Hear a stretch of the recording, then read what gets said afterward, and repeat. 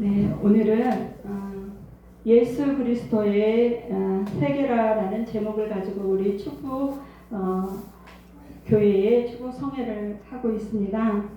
이 시간 우리 마태복음 1장 1절 말씀 제가 한번 봉독하겠습니다. 아브라함과 다윗의 자손 예수 그리스도의 세계라. 네. 이런 말씀입니다. 우리 신약성경 이라는 그 대단원을 시작하기에 앞서서 우리 성경은 예수님의 족보로부터 시작합니다. 예수 그리스도의 세계라는 것은 예수 그리스도의 족보, 계보를 말씀하고 있습니다. 대부분 사람들은 예수님의 족보를 단순한 이름을 나열한 것으로 쉽게 하기 쉽습니다만은 그것은 예수님이 구약 성경에 약속한 그리스도임을 확증하는 그런 자료가 되겠습니다. 아브라함과 다윗의 자손 예수 그리스도의 세계라고 시작되는 마태복음은 예수님의 계보를 명시함으로 해서 그 특별한 의미가 있다는 것을 우리가 알 수 있습니다. 네, 예수님이 이스라엘 사람들은 예수님을 기다리고 바랐는데 위대한 왕이자 영원히 통치하시는 메시아임을 선포를 합니다. 그리고 예수 그리스도의 세계는 절대적으로 하나님의 은혜로 된 기독교는 하나님의 은혜의 종교라고 할 수 있습니다. 예수 그리스도의 세계에 들어간다는 것은 무슨 뜻일까요? 예수님의 족보에 올려지고 우리의 이름이 또 왕이신 예수님의 가족이 되어서 그분의 왕족이 된다는 뜻이 되겠습니다. 너무나 엄청나고 귀한 일이 되겠습니다. 그러면 먼저 우리가 왕이신 예수님의 가족이 되기 위해서는 먼저 예수님에 대해서 알아야 하겠고 또 그분을 믿어야 할 것입니다. 네. 예수가 그리스도이신 것을 믿고 계십니까? 네. 믿고 계시니까 이 자리에 계신 줄 믿습니다. 그러면 그 믿는 근거가 있어야 되겠죠. 그러면 우리가 예수 그리스도를 믿고 계신데 믿는 증거를 우리가 어떠한 증거로 사람들한테 예수는 그리스도이시라는 것을 증거할 수 있겠습니까? 하나님께서는 한 구원자이시고 메시아이신 예수님 메시아를 보내주시겠다고 성경 곳곳에 약속을 하고 있습니다. 그런데 구약 성경 어디에도 그의 이름도 없고 또 그 메시아가 언제 나타날 것이라는 날짜도 알려주지는 않고 있습니다. 그러한 예수님을 제자들은 예수님을 그리스도라고 믿고 그의 말씀을 전하기 위해서 목숨까지 아낌없이 버립니다. 그래서 이스라엘의 모든 목자들뿐만 아니라 성도들까지도 예수님을 이단의 괴수라고 말하고 예수님을 정죄했음에도 불구하고 예수님을 따르는 제자들은 그리스도로 확신을 한 근거는 무엇일까요? 네, 많은 사람들이 예수님한테 가려고 할 때에 예수님은 이단이다 말했고 또 사도 바울에게는 이단의 괴수다 말을 했습니다. 예수님을 나사렛 이단이라고 했죠. 그리고 또 연병이 들렸다 얘기를 하고 또 그 바알세불의 힘을 빌어서 고친다 하면서 귀신이 들렸다 했습니다. 그럼에도 불구하고 이 제자들은 그리스도라는 확실한 근거를 가지고 있었다는 것이죠. 그래서 많은 사람들이 그럼에도 불구하고 이들은 예수님을 따를 수 있었다는 것입니다. 예수님 초림 당시에 그 이스라엘의 현재 상황은 로마의 통치를 받는 식민지였습니다. 네, 그래서 이스라엘 백성들은 정치적인 억압과 또 과중한 세금과 가난과 또 영적인 침체가 있었던 시대였습니다. 그래서 이런 침체로부터 자신들을 해방시켜줄 구원자를 간절하게 기다리던 때였습니다. 그리고 구원자는 이제 다윗과 같은 왕의 신분으로 와서 자신들이 잃어버린 모든 것을 회복해 줄 것이라고 그들은 믿고 있었습니다. 그러나 예수님께서 막상 이스라엘 나라에 오셨는데 그의 모습은 어떠했습니까? 정말 메시아와 같이 이렇게 왕궁에서 태어났습니까? 그렇지 않습니다. 네, 구약의 예언서인 이사야서 52장과 53장에 보면 그리고 예레미야 14장을 보면 예수님은 아주 말랐다고 합니다. 마르고 못생겼고 또 나그네처럼 초라했고 아주 벙벙해 보이기까지 했고 겉모습으로는 결코 도저히 구원자로 보이지 않았다는 모습입니다. 그래서 많은 사람들은 예수님의 그런 모습을 좋아할 리가 없었습니다. 예수님을 싫어했고 또 멸시까지 했습니다. 네. 그래서 요한복음 5장 7절에 57절에도 가서 보면 예수님이 30세에 공생애를 시작하시게 되는데 그 30세인 청년 예수님을 50세가 가까운 모습으로 봤다고 합니다. 네, 그렇게 보였다는 거죠. 그것은 어떻게 해요? 예수님이 실제 나이보다 훨씬 더 늙어 보였다는 것입니다. 네, 그것뿐만이 아니라 예수님께서는 어느 것 하나 내세울 만한 것이 없었다는 것이죠. 네. 그리고 예수님은 나사렛이라는 동네에서 사셨는데 거기는 거지촌이라고 불리는 아주 거지촌이라는 동네에서 살면서 아버지는 목수였습니다. 목수의 아들로 태어났고 아주 경제적으로 열악한 그런 환경에서 제대로 공부도 한 적이 없었습니다. 그리고 외모마저도 정말 볼품이 없는 한 젊은이를 구원자로 받아들인다는 것은 정말 쉽지 않은 일이었을 것입니다. 네, 우리 이사야 53장 1절로 3절의 말씀을 읽어보면서 예수님의 모습, 그때 당시에 예수님의 모습을 다시 한번 생각해 보셨으면 좋겠습니다. 이사야 53장 1절로 3절입니다.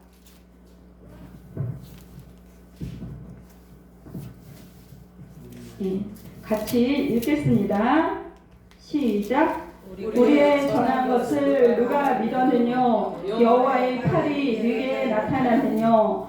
그는 주 앞에서 자라나기를 연한 순 같고 마른 땅에서 나온 줄기 같아서 고운 모양도 없고 필체도 없은즉 우리의 보기에 흠모할 만한 아름다운 것이 없더라. 그는 멸시를 받아서 사람에게 싫어버린 바 되었으며 강구를 많이 겪었으며 질고를 아는 자라. 마치 사람들에게 얼굴을 가리우고 보지 않음을 받는 자 같아서 멸시를 당하였고 우리도 그를 귀히 여기지 아니하였도다. 예, 예레미야 14장 8절로 9절도 한번 읽어보겠습니다. 제가 읽어드리겠습니다. 이스라엘의 소망이시요 곤란한 때의 구원자시여 어찌하여 이 땅에서 거류하는 자같이 하룻밤을 유숙하는 행인같이 하시나이까. 어찌하여 놀라 벙벙하는 자 같으며 구원치 못하는 용사 같으시니까. 여호와여 주는 오히려 우리 중에 계시고 우린 주의 이름으로 일컬음을 받는 자이오니 우리를 버리지 마옵소서. 아멘. 예, 우리가 예수님의 모습이 이랬다는 것이죠. 네, 시골뜨기 청년이 당대 최고의 학문과 권세를 자랑하는 제사장들과 율법사들에게 뭐라고 말했습니까? 뱀들아, 독사의 새끼들아, 어떻게 너희가 지옥의 판결을 피하겠느냐? 그러면서 책망하신 모습을 우리는 잘 알고 있습니다. 예, 이렇게 예수님이 그들에게 정말 그렇게 권세가 많은 그들에게 이렇게 말했다고 한번 생각해 보십시오. 예, 그리고 조상 대대로부터 지켜온 장로들의 예법을 무시하고 자신이 하나님의 아들이라고 하면서 지금까지 그 유대교에서 들어온 말씀, 들어보지도 못하고 듣지도 못한 그런 말을 한다고 생각해 보십시오. 예. 메시아가 오면 로마의 그 식민 통치에서 자신들을 해방시켜 줄 것이라고 고대하던 유대인들에게 예수님께서는 정치적인 문제에도 관심이 없는 이 예수님을 구원자와는 너무나 거리가 멀어 보였던 것입니다. 그리고 엉뚱하게도 이 당시에 1500년 이상의 세력을 굳혀온 유대교의 정면으로 도전장을 내민 이 청년 예수 그리스도라고 누가 믿고 싶었겠습니까? 만약에 오늘날이 이 시대를 초림대로 가장을 한다면 우리는 과연 그러한 예수님을 구원자로 받아들일 수 있었겠습니까? 예. 우리는 지금은 구약이 있고 신약이 있어서 구약에 예언한 것을 신약에 다 드러내놨기 때문에 예수님을 우리가 그 신약을 통해서 예수님을 보니까 쉽게 예수님이 믿어질 수 있지만 그 당시에는 신약이 없었습니다. 그래서 구약을 통해서 예수님의 약속의 글만 있을 때에 이들은 예수님을 구원자로 여기기가 너무나 어려웠다는 것입니다. 예. 그럼 제자들도 오늘날 우리들도 예수님을 그리스도로 인정하는 진정한 까닭은 우리가 어떻게 예수님을 그리스도로 인정할 수 있을까요? 예. 우리는 고린도전서 15장 3절 4절을 보면 예수님께서 성경대로 나시고 성경대로 생애를 살으시고 또 성경대로 십자가에 못 박혀 죽으시고 또 성경대로 부활하셨다는 것입니다. 네. 그러함으로 우리는 예수가 그리스도라는 것을 인정할 수밖에 없다는 것입니다. 예, 예수님께서는 자신의 존재를 증거하기 위해서 모세 율법뿐만 아니라 선지서와 시편에도 자신에 대한 기록된 예언을 사람들에게 다 풀어서 설명을 해주셨습니다. 예. 만약 구약 성경에 예언이 기록되어 있지 않았다면 그 말씀대로 오신 예수님을 우리는 무엇을 보고 하나님의 아들이라 믿을 수 있었겠습니까? 예. 그래서 이 예언이라는 것은 장차 일의 청사진과 같아서 실상을 확인시켜주는 증거가 되는 것입니다. 요한복음 14장 24절에도 보면 이제 일이 이루기 전에 너희에게 말한 것은 일이 이룰 때에 너희로 믿게 하기 위함이다 이렇게 기록이 되어 있습니다. 그러면 일이 이루어지기 전에 너희에게 말한 것이 바로 약속의 글이 되겠습니다. 아직 일이 이루어지지 않았지만 장래 이루어질 일이라는 것이죠. 그것은 약속 즉 예언이라는 것입니다. 그것을 우리에게 말해준 것은 그것이 일이 이루어질 때 그 약속이 성취가 될 때 우리는 그 예언을 통해서 그것을 확인하고 믿을 수 있게 된다는 것입니다. 네.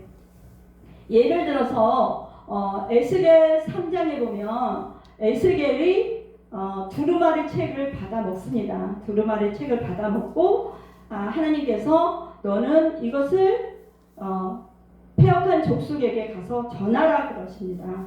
우리가 볼 때는 에스겔이 책을 받아 먹고 전하는 것 같이 보이지만 에스겔은 약속의 글을 받았을 뿐이고 예수님 오시기 전 600년 전에 그렇게 받았고 그것이 성취되는 것은 600년 후에 에스겔이 예언한 것을 예수님께서 오셔서 그것을 이루십니다. 마태복음 15장 24절에 가보면 예수님께서 패역한 족속들에게 이 에스겔이 예언한 내용을 이루시는 것을 볼 수가 있습니다. 또 그뿐만이 아니라 이사야 7장 14절에도 가서 보면 처녀가 잉태하여 아들을 낳을 것이다 그렇게 예언이 되어 있습니다. 그런데 그것이 이사야가 그렇게 예언을 했지만 마태복음 1장 18절로 21절에 가서 보면 이 예언은 그 여자는 마리아로 나타나고 아들은 예수님으로 나타나서 동정녀 마리아에게 예수님이 탄생하시는 것을 우리는 잘 알 수 있습니다. 예, 그러면 몇천 년 전에 이렇게 벌써 600년 전에 에스겔 같은 경우는 600년 전에 예수님 오시기 지금으로부터는 한 2600년이 되겠습니다.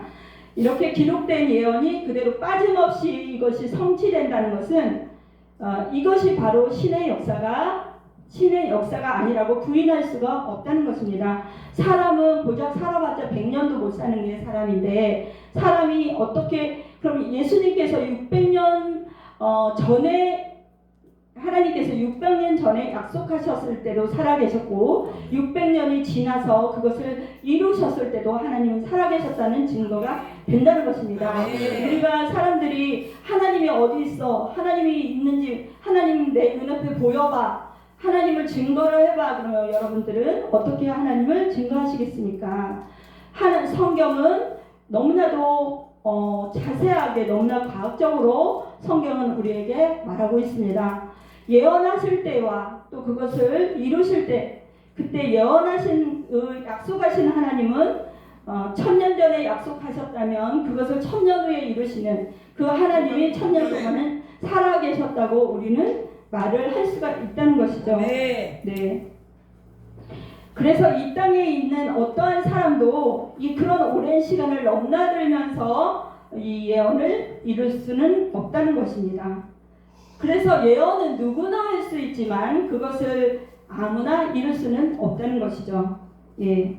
그래서 구약의 예언이 이루어졌으므로 우리는 하나님을 믿을 수 있는 근거가 더욱 분명해졌다고 말할 수 있겠습니다.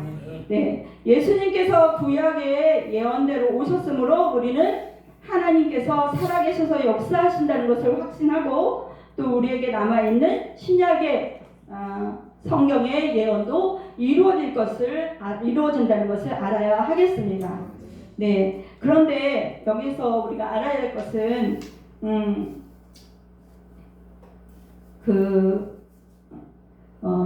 예언과 그 예언의 짝이 있다는 것입니다. 예언이 이루어진 실상이 짝이 있다는 거죠. 그래서 이사야 34장 16절에도 가보면 너희는 여호와의 책을 자세히 읽어보라. 이것이 하나도 빠진 것이 없고 하나도 짝이 없는 것이 없으리니 이는 여호와의 입이 이를 명하셨고 그의 신이 이것을 모으셨습니다. 이렇게 말씀하고 있습니다. 예. 그러므로 이것은 하나님만이 참 신이라는 증거가 되겠고 기독교가 최고의 종교일 수밖에 없는 이유가 되겠습니다. 네. 세계에는 수많은 종교가 있습니다. 그런데 경서가 없는 것이 허다하죠. 경서가 있는 것을 기본적으로 종교라고 말할 수 있지만 경서가 없는 것은 종교라고 할 수가 없습니다. 그런데 경서가 있다 할지라도 기록된 예언이 실상으로 응한 것은 없다는 것이죠. 그것이 바로 성경 외에는 다른 곳에는 없다는 것입니다. 그래서 우리 기독교가 참 종교가 되는 것이고 이 기독교가 정말 체험의 종교다 이렇게 말을 할 수가 있다는 것입니다. 예. 그러면 그들이 믿는 신의 존재와 경서가 정말 진정 믿을 만한 가치가 있는지 입증이 되지 않는다는 것이죠. 왜냐? 그들에게는 약속은 있으나 약속이 이루어진 실체가 없다는 것이죠. 우리가 잘 알다시피 예수님께서는 말씀이 육신이 되어 오신 분입니다. 말씀은 글로 되어 있었으나 그 글이 예수님이라는 분을 실상으로 나타내 보여주셨다는 것이죠. 그래서 우리는 성경이 정말 살아있고 능력이 있는 것이다. 우리는 그렇게 믿고 있는 것입니다. 네. 그러면 우리는 하나님을 믿는 성도로서 이 사실에 대해서 너무 자부심을 갖고 신앙을 할 필요가 있다는 것이죠. 네. 그래서 우리에게 주신 우리는 이제 구약은 우리에게 응한 것이 아니죠. 이스라엘 육적이니까 혈통의 씨로 난 이스라엘에게 주신 말씀이고 우리는 신약의 시대에 살고 있음으로 해서 우리는 신약 성경의 예언이 또 언젠가는 이루어지겠죠. 그러면 그것을 대비해서 우리가 말씀 가운데 늘 깨어있는 자가 되었으면 좋겠습니다. 네. 그러면 내가 만약에 초림 때에 그 자리에 있었다면, 초림 당시에 예수님과 함께 있었다면 나는 예수님을 알아볼 수 있었을까? 한번 생각해 보는 것이 좋을 것 같습니다. 왜냐하면 우리는 재림 때에 예수님을 다시 또 기다리고 신앙하고 있는 사람들이기 때문입니다.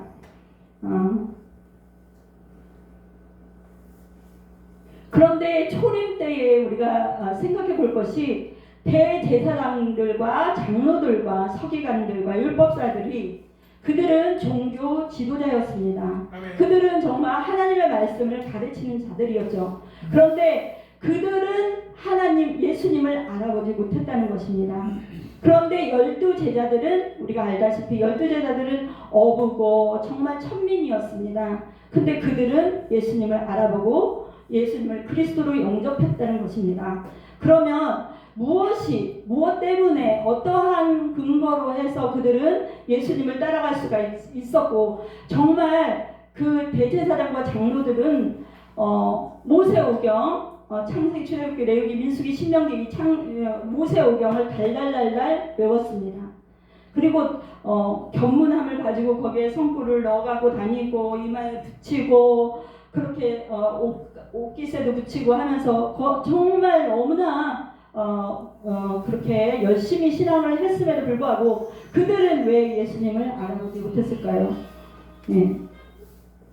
그것은 고린도전서 2장 7절로 8절을 읽어보면 거기에 하나님께서는 답을 주셨습니다. 한번 다 같이 찾아 읽어보겠습니다.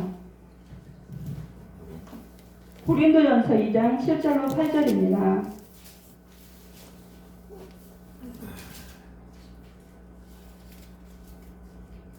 함께 읽겠습니다. 오직 비밀한 가운데 있는 하나님의 지혜를 말하는 것이니 곧 감추었던 것인데 하나님이 우리의 영광을 위하사 만세전에 미리 정하신 것이라. 이 지혜는 이 세대의 간원이 하나도 알지 못하였나니 만일 알았다면 영광의 주를 십자가에 못 박지 아니하였으리라. 아멘. 네, 여기 보면 비밀한 가운데 있는 하나님의 지혜, 그것이 곧 감추어진 것이다, 이렇게 말하고 있습니다. 이것은 하나님의 말씀은 진리 맞습니까?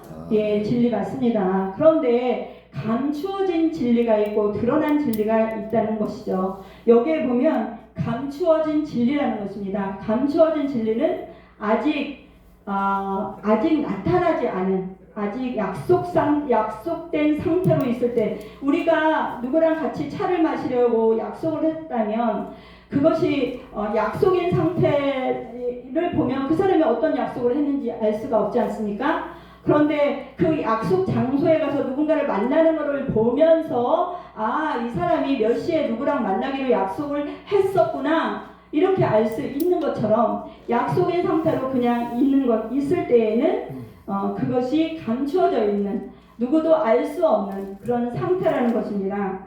그러므로, 그런데 이 지혜는 세대의 관원이 하나도 알지 못하였다, 이렇게 되어 있습니다.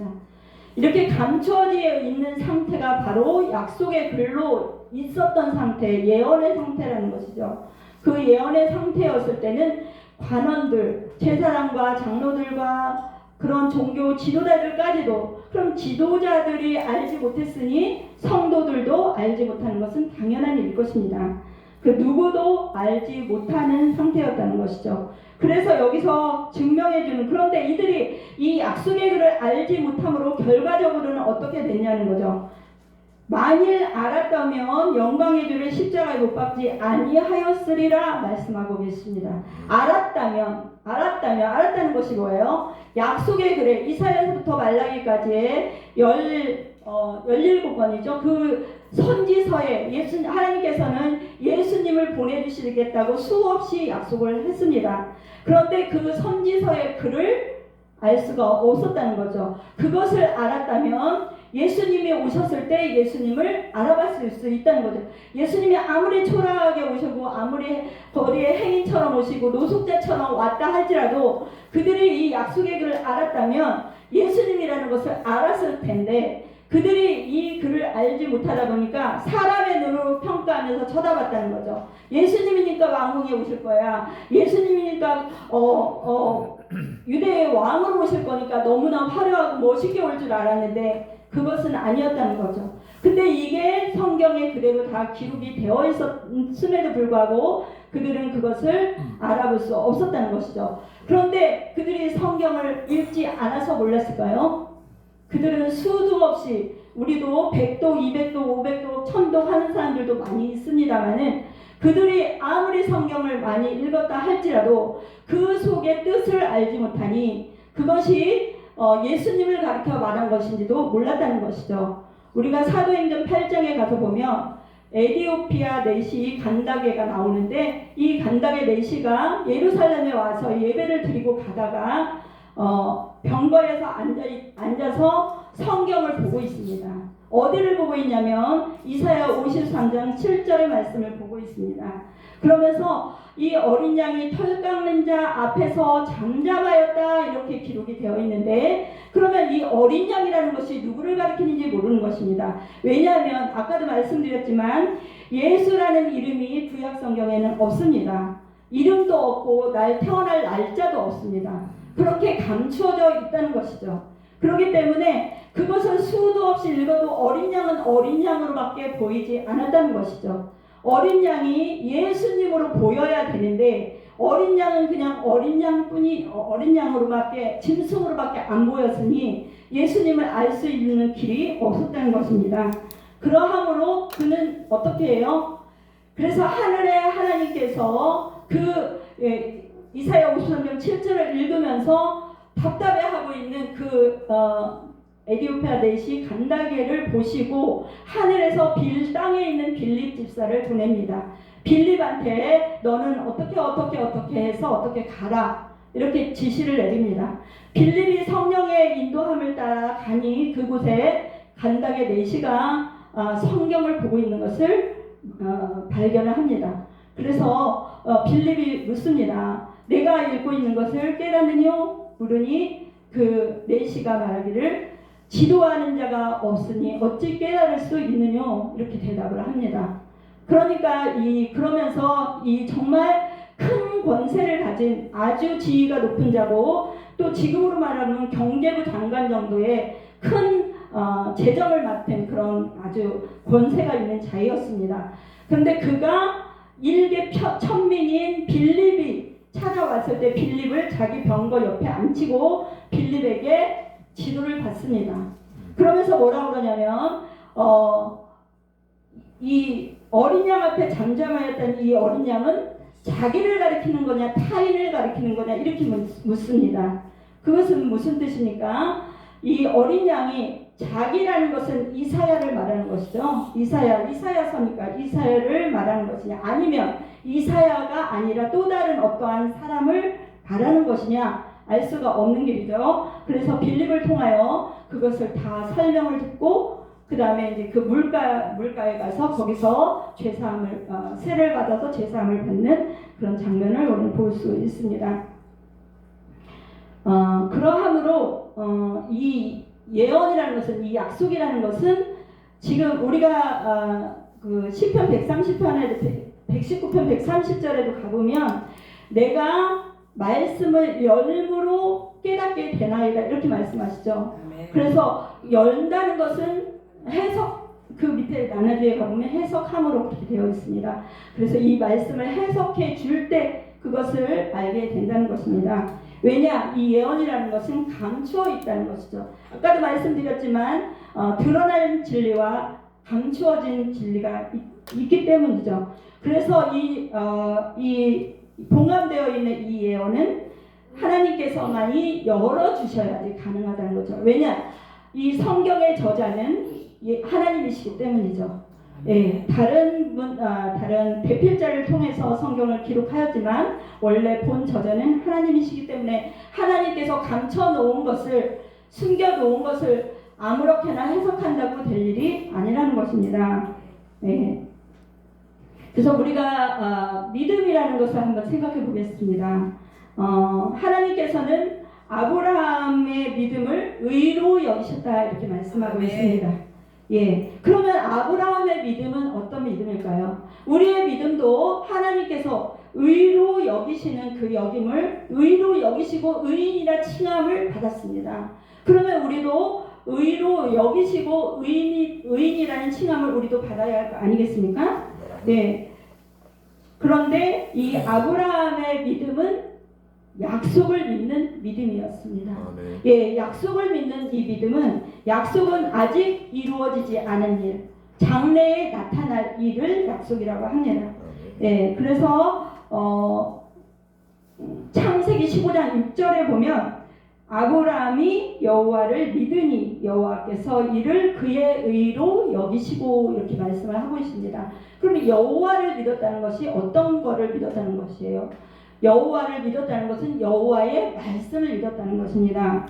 네, 여호와의 말씀이 창세기 15장 1절로 5절에 위에 기록이 되어 있습니다. 그곳에는 내 몸에서 날짜가 내 후사가 되리라 이라는 말씀이 있고요. 또 하늘을 우러 무뼈를 셀 수 있나 보라 하시면서 내 자손이 이와 같으리라 그런 말씀이 있습니다. 네, 그래서 이 말씀을 믿으니 의로 여겼다는 것입니다. 네, 그래서 이 말씀을 믿는 믿음으로 의로 여겨 주셨으니 우리에게 주신 약속의 말씀은 무엇일까요? 우리에게 주신 말씀은 신약의 말씀입니다. 네, 그 중에서도 신약의 예언서인 사복음서 안에도 예언서가 들어있고 또 계시록이 예언서가 되겠습니다. 그래서 이 계시록과 예언서 신약의 사복음서의 내용을 바로 알고 지켜야만이 아브라함처럼 의인이라 칭함을 받을 수 있다는 것입니다. 예, 왜냐하면 우리가 예수님을 믿는 믿음에 우리가 초림 때를 생각해 보면 예수님을 믿는다는 것이 그 당시에는 너무나도 목숨을 내놓고 해야 될 일이었습니다. 왜냐, 예수님을 믿으면 우리가 날 때부터 소경된 자를 통해서도 우리가 알 수 있듯이 예수님을 믿는다면은 추례를 시켰습니다. 그리고 정말 목숨을 내놔야 예수님을 믿을 수 있는 그런 상황이었죠. 그런데 지금은 우리가 그렇지 않지 않습니까? 우리는 예수님을 믿는 것은 기본이고 또 우리에게 주신 신약을 살고 있는 우리에게 주신 또 새로운 약속, 새 언약이라는 것을 우리에게 주셨다는 것입니다. 네.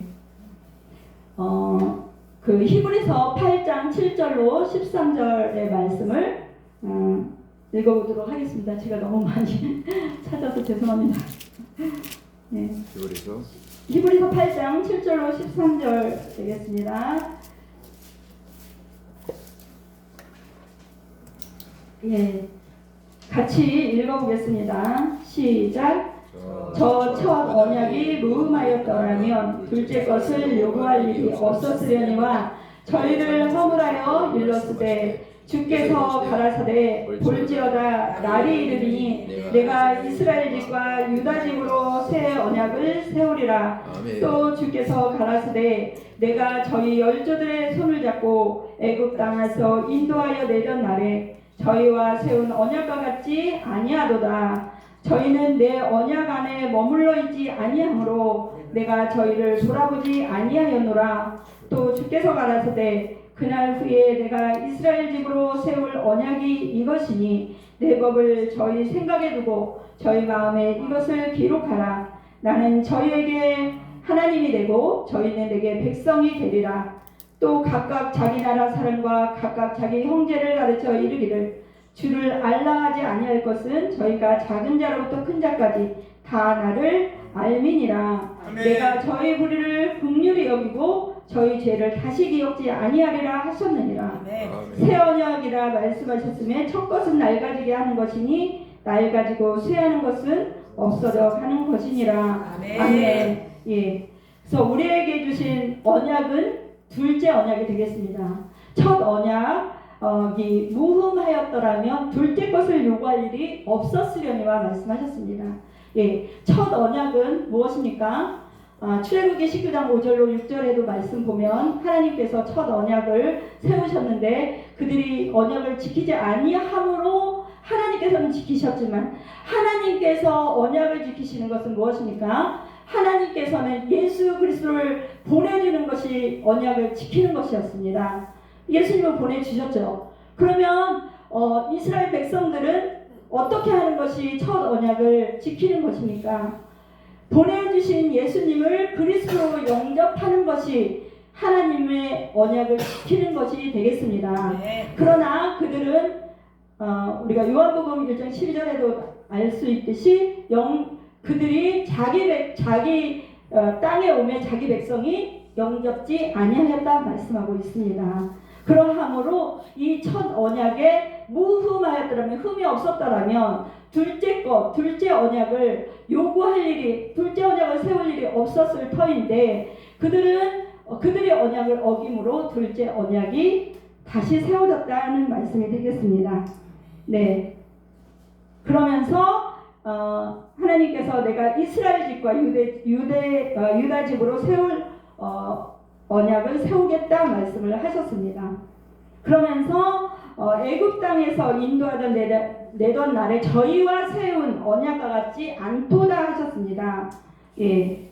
왜냐하면 저희는 내 언약 안에 머물러 있지 아니함으로 내가 저희를 돌아보지 않았다 했습니다. 그들이 언약을 지키지 않으므로 그들은 지금도 이스라엘 백성들은 지금도 예수님이 오셨다 가셨음에도 불구하고 지금도 메시아를 기다리고 있습니다. 네.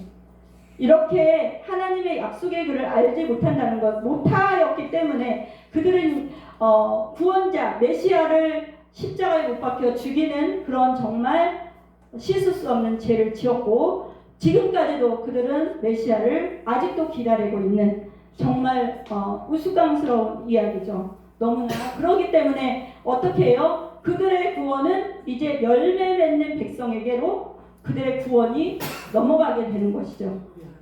예. 그러면서 뭐라고 말씀하셔요? 내가 이스라엘 집으로 세울 이 언약을 너희는 이 법을 저희 생각에 두고 너희 마음에 기록하라. 그러면 나는 너희에게 하나님이 되고 너희는 내게 백성이 되겠다. 이렇게 새롭게 또 새 언약을 하시게 됩니다. 예. 그러면서 뭐라고 그러시냐면 작은 자부터 큰 자까지 다 나를 알게 된다 이렇게 말씀하셨습니다. 호세아 6장 3절에도 보면 뭐라고 하셔요? 여호와를 알라 힘써 여호와를 알라. 여호와를 아는 것이 무엇입니까? 여호와의 말씀을 아는 것이 여호와의 아는 것이죠. 여호와의 말씀이 왜 여호와를 아는 것이 되냐면 말씀 안에는 하나님의 마음과 생각과 뜻과 경영하심과 모든 것이 그 안에 기록이 되어 있으므로 그 말씀을 통해서 하나님을 알게 된다는 것이죠. 우리도 사람과 대화를 할 때 보면 그 사람을 하고 말을 할 때 그 사람이 어떤 계획을 갖고 있는지 또 어떤 생각을 하고 있는지 이런 것을 말로 표현해 줄 때 그 사람을 아는 것처럼 그렇습니다. 네. 그리고 하나님께서 뭐라고 하시냐면 너희는 이 마지막 절에 보면 새 언약이라 말씀하셨습니다. 이곳에 새 언약이라고 말씀이 기록되어 있고요. 이것은 이제 낡아지게 하는 것이니 낡아지고 쇠하는 것은 없어져가는 것이다 이렇게 말씀하셨습니다. 그리고 이 말씀을 생각에 두고 마음에 기록한 자에게는 어떤 복이 임하냐면 저희 불의를 긍휼히 여기고 저희 죄를 다시 기억지 아니하신다 했습니다. 우리가 이 그냥 한 구절 말씀 그냥 히브리서 8장 12절 말씀만 가지고 하나님께서 다시 죄를 기억지 않는다 이렇게 말할 것이 아니라 하나님의 말씀은 다 조건부입니다. 내가 이 새 언약의 말씀을 지킬 때 하나님께서는 나의 불의를 긍휼히 여기고 그 죄를 다시 기억지 않는다고 했습니다. 여러분은 새 언약을 잘 지키고 계십니까? 아니면 잘 알고 계십니까? 예. 그래서 예. 우리는 정말 이 하나님의 말씀이 우리 안에서 정말 그 언약의 말씀 또 우리가 우리는 정말 예수 그리스도를 믿음으로 우리의 죄를 용서받고 또 그런 구원을 받습니다. 그러하나 우리가 살고 있는 이 시대에 하나님께서 주신 그 계명을 우리는 정말 소홀히 하면은 안 될 것 같습니다. 왜냐하면 예수님께서는 우리의 죄를 위해 십자가에 못 박혀 죽으셨고 또 정말 씻을 수 없는 모욕과 그 비참함을 예수님께서는 몸소 당하셨습니다. 얼굴에 수건을 가리우고 누가 쳤나 맞춰봐라 했고 얼굴에 침을 뱉으면서 그렇게 조롱을 했습니다. 그러한 예수님을 우리가 생각한다면 정말 예수님께서 주신 그 약속의 말씀을 우리가 정말 하나라도 더 깨달아 알고 그것을 지키면서 우리의 신앙을 지켜나갔으면 좋겠습니다. 네. 네. 이상으로서 말씀을 마치겠습니다.